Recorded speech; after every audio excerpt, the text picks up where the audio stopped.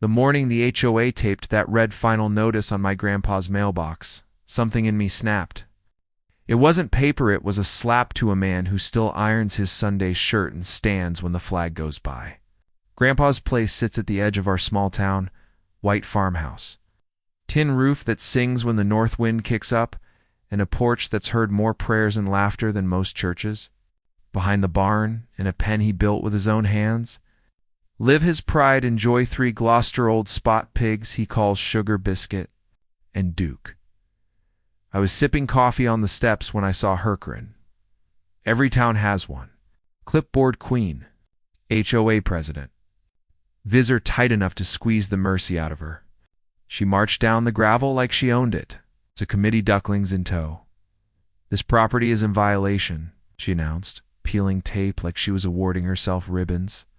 Livestock, fencing, unauthorized outbuilding. The tone you use when a toddler draws on the wall.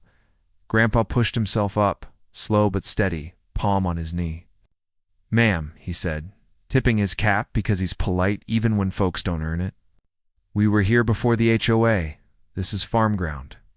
My father fenced this pasture when mules still outworked Fords." Karen smiled like a teacher about to hand out detentions. "Annexed last summer, Mr. Collins. Unanimous vote.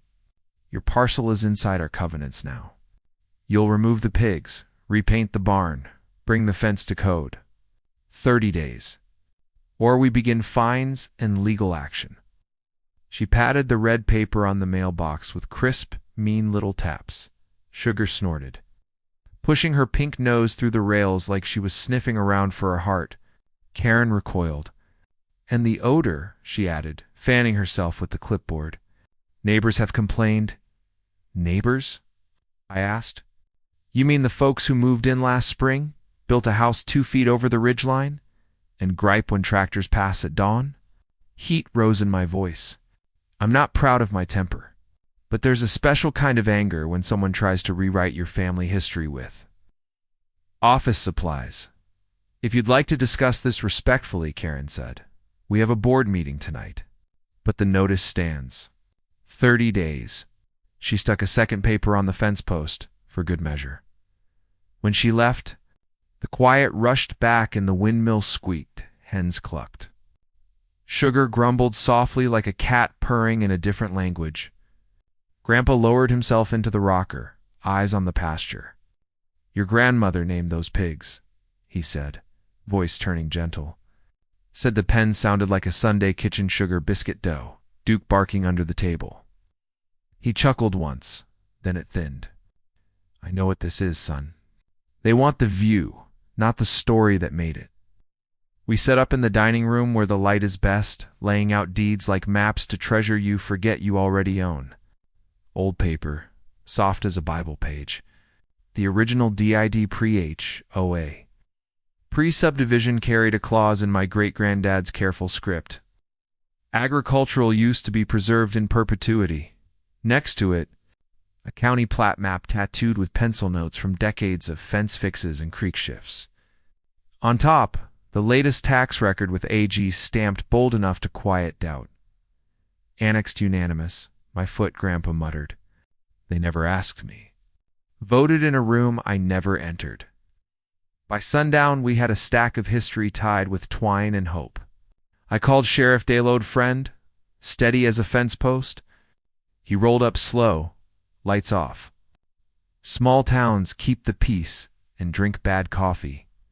He read the notice, thumbed the deed, and looked at me.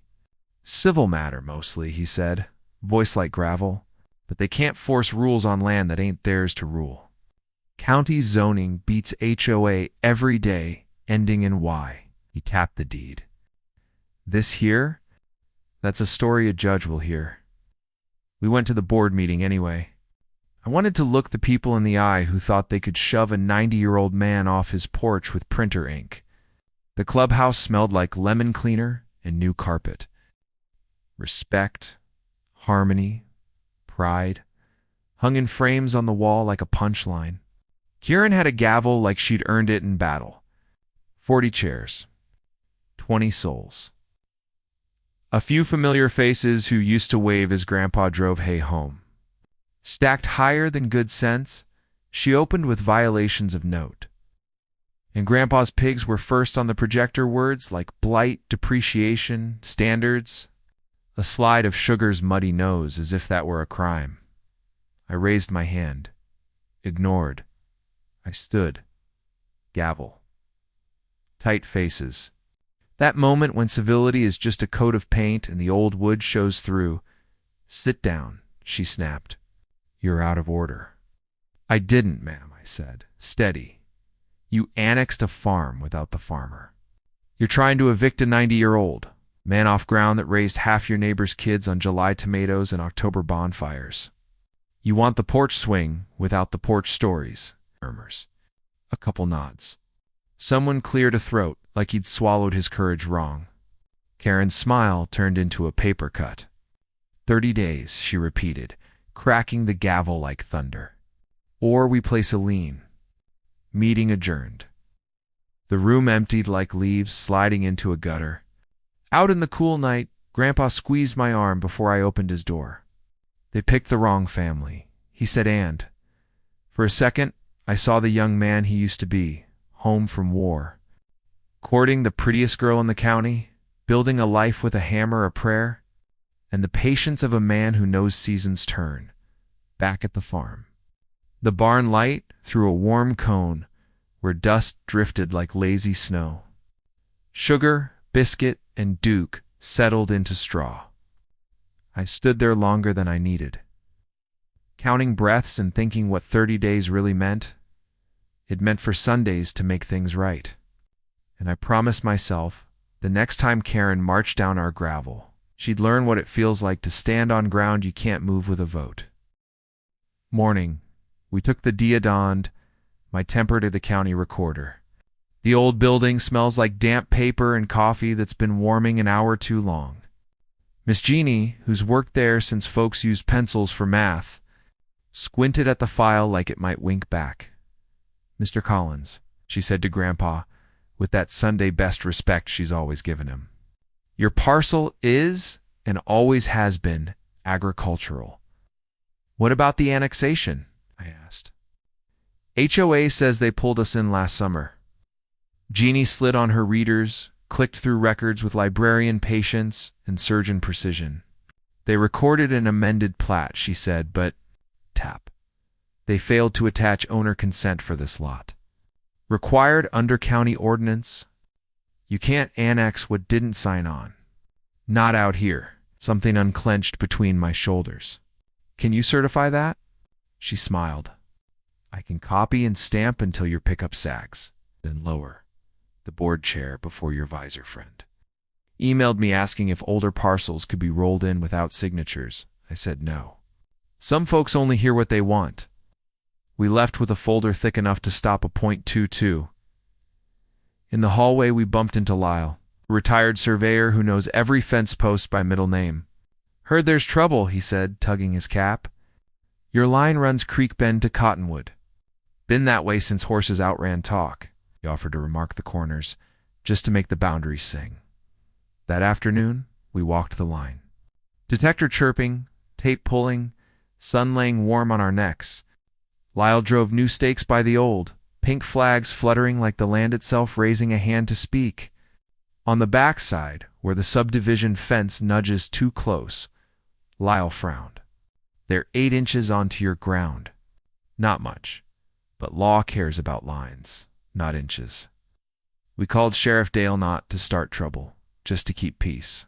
He met us at the seam, where our two worlds touch, weathered pasture on one side, beige perfection on the other. Karen arrived fast, phone in hand. 2 board members flanking her like decorative pillars. "You can't refence without architectural review," she snapped. "Not refencing," Lyle replied, easy, remarking. "Your fence leans 8 inches into Collins' ground. Wind does that. Easy fix." He gave her the generous way to save face. She didn't take it. "This is harassment. We have standards." She flicked a glance at Dale like he might arrest the pasture. Dale didn't. He rubbed his jaw and nodded at the flags. Ma'am, county lines don't bend for covenants. If it's off, best correct it.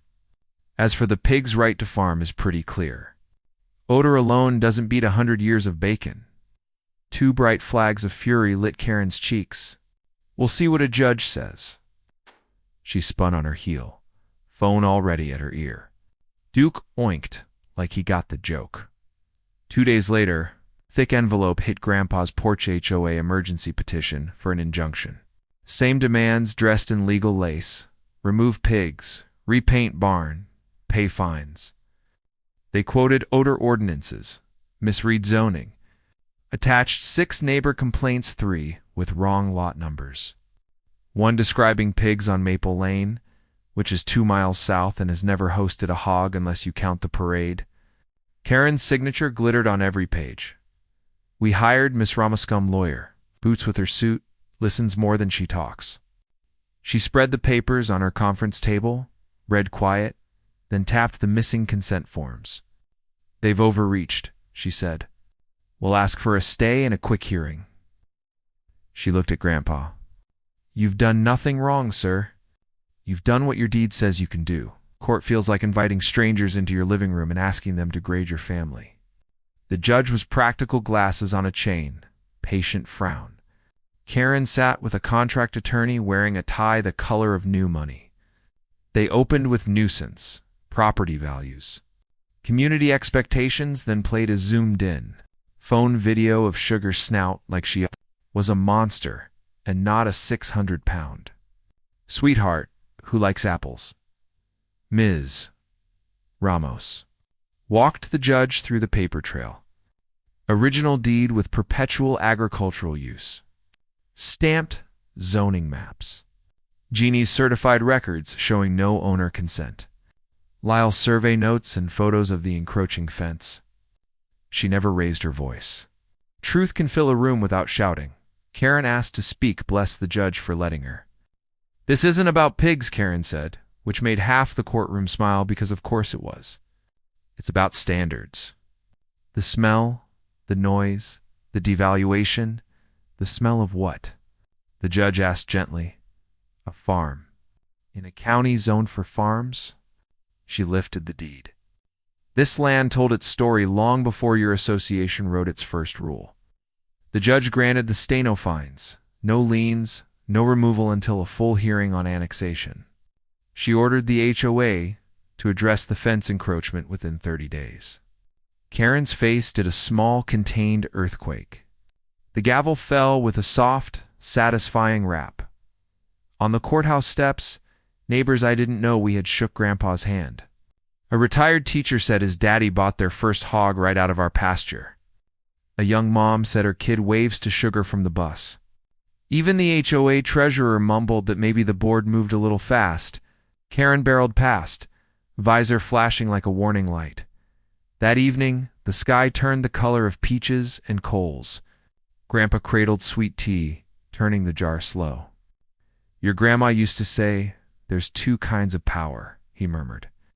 The kind that makes folks smaller around you, and the kind that makes room for folks to stand up straight. Feels like we remembered the second kind today. Down by the barn, Biscuit flopped into straw with a Sunday afternoon sigh. For the first time in days, I breathed without counting. We weren't done, but we'd stopped the bleeding, and sometimes that's the victory you need before the bigger one finds you. The full hearing came faster than I expected. Word travels. The county room filled with faces I know by handshake. Ms. Ramos kept us steady. Facts, not fireworks, she said. Let the paper talk. The HOA tried a new angle. Even if the annexation paperwork was flawed, community expectations had shifted, and Grandpa should voluntarily align. The judge didn't bite. The law isn't a mood, she said. The zoning officer confirmed the rest. Agricultural zoning controls. Owner consent is required. Right to farm protects traditional operations from odor-based nuisance claims, especially when the farm predates the development. Karen waved a stack of emails complaints about unsightly pens and noises at dawn. The judge sifted them. setting aside duplicates and notes from folks who don't live within a mile. I appreciate the passion, she said, but complaints don't outrank recorded law. And Dawn has always belonged to farms. The ruling was simple and strong.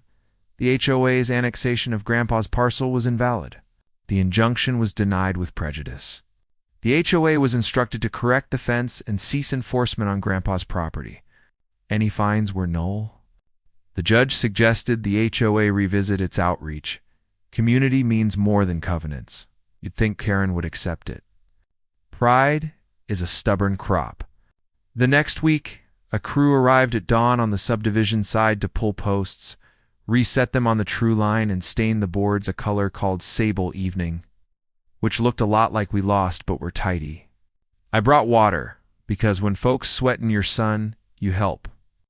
On the last stretch right behind Karen's yard Lyle, measured twice, and set the new line just so. Leaving our side open and clean, that's when the idea came. Grandpa had long wanted to move the pig pen out of the low, muddy spot by the creek to higher ground where the breeze works and the rain drains. With the fence corrected, we finally had room to do it right, setback compliant, tidy, humane, easy to clean, and yes, as close as legally allowed to the property line now, a proper 8 inches off our pasture. We set posts straight as church pews, ran new rails, hung a gate that swings so smooth it's almost a suggestion. Fresh straw. A shade lean-to. A water line that fills the trough with a twist. Neighbors came. Kids carried boards. Clay, a retired welder, made the corner braces look like art. The 4-H club brought a sign, Colin's teaching pen. Grandpa promised Friday visits so school kids could learn how a pig turns time and chores into joy. We planted wildflowers along the edge, painted the little lean-to to match the farmhouse not because we had to, but because pride looks good in sunlight. When we moved Sugar, Biscuit, and Duke into their new digs, they trotted like they'd been promoted. A soft chorus of contentment drifted across both sides of the fence. Karen watched from her upstairs window, blinds angled like a scowl. She marched to the corner, HOA's handbook in hand, then stopped at the survey pin shining like a truth you can't talk past. "Is this necessary?" she asked, voice tight. Grandpa leaned on the top rail, hat tipped back, eyes kind but unbending. Necessary. Maybe not. Lawful, surely. And neighborly if your kids or grandkids want to feed 'em apple slices, just say so. Pigs are good teachers. For a heartbeat, I thought she'd throw the book. Something flickered instead. Maybe it was children laughing beyond her perfect lawn. Maybe it was Sugar's curious pink nose pressing through the slats like a gentle handshake. Maybe it was the weight of losing twice. "Please keep it clean," she said at last, not unkindly. "And quiet after 10. Grandpa said, "These ladies sleep better than most people." Summer settled. The pen became a little crossroads. School kids learned feed and care on Fridays. The sheriff stopped by with peaches and a joke about the most famous pigs in the county. Even 2 HOA board members came with their kids' hats in hand, eyes open. In the shade, Grandpa told stories how his daddy taught fence mending with wire and patience. How Grandma hummed hymns while mucking the pen because even chores can be a kind of prayer. And Karen? She found herself living next to the thing she tried to erase history. Visible and honest, breathing across her back fence. One sticky August evening, a storm rolled in hard. Wind shoved the world around. I ran to drop the storm panels on the pen and saw Karen wrestling a runaway trampoline. "Hold there," I shouted, hopping the line to grab a leg. We tied it to her patio posts, soaked to the bone. Laughing like fools once the worst passed, she stood still, mascara smudged, visor gone. "I didn't grow up around this," she said, motioning toward the pen, the barn fields fading to dark. "I thought rules kept things neat. I didn't know rules could make things smaller." "Neat ain't the same as good," I said. "Good's got dirt under its nails." A week later, she brought lemon bars and a tentative smile. She asked if the kids on her block could come meet the pigs on Saturday. We'll stay on our side if that's better." "No need," Grandpa said, swinging the gate open like he'd been waiting all summer. "There's room." The HOA, to its credit, issued a revised community outreach policy. Honor consent, squired for anything more serious than a bake sale, and chipped in for a small 4-H grant. Pride can learn manners if you give it a chair and make it listen. These days, my mornings have a liturgy. Steam off the coffee. Do like the night left us a note, windmill clicking, pigs greeting the day. The porch light is steady. The mailbox is bare.